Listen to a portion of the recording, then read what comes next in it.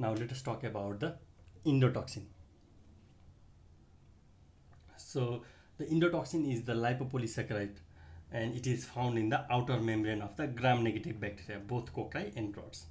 The endotoxin is mainly composed of O antigen, the core polysaccharide, and lipid A.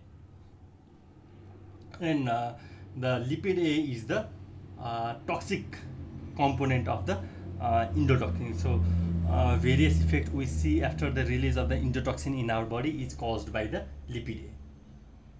So how endotoxin is released in our body? So endotoxin is released in our body by the cell lysis, or by the living cell, by the valves detaching from the outer surface of the membrane.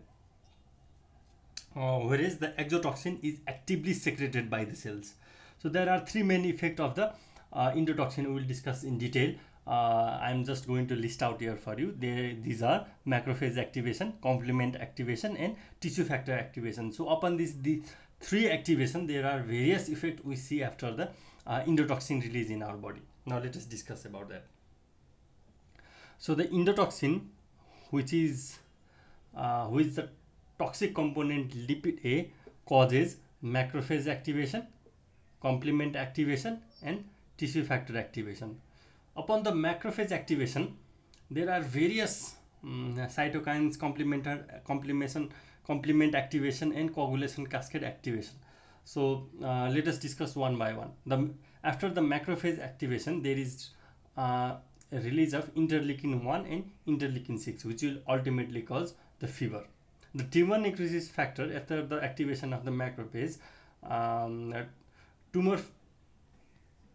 it causes tumor necrosis factor alpha causes fever and hypotension. The nitric oxide causes the hypotension by the mediation of the vasodilatation.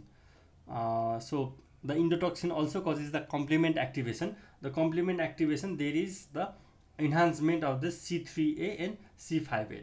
The C3A and C5A both causes histamine release, which will ultimately causes hypotension and the edema due by the vasodilatation. The C5A causes the neutrophil chemotaxis.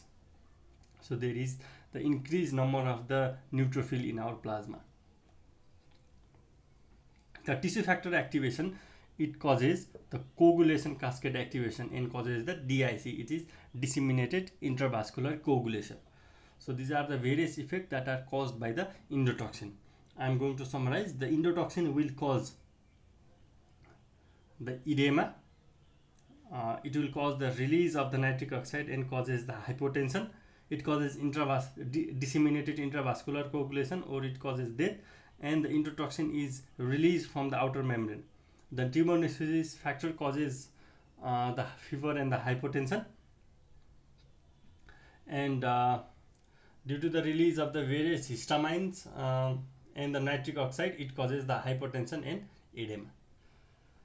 So this is the basic core concept you should know about the endotoxin, and I am again going to revise in short about the various thing you have to know about the endotoxin. You have to know that endotoxin is the liposaccharide, and there are three components: O antigen, core polysaccharide, and lipid A. The lipid A is the toxic component. I mean, the lipid A component is the toxic substance in the endotoxin that causes various clinical features in our body. So the various features we see, like fever, hypotension, neutrophil chemotaxis, disseminated intravascular coagulation, edema, are caused by the macrophage activation, complement activation, and tissue factor activation. So I hope you understood this video on the endotoxin. Thank you.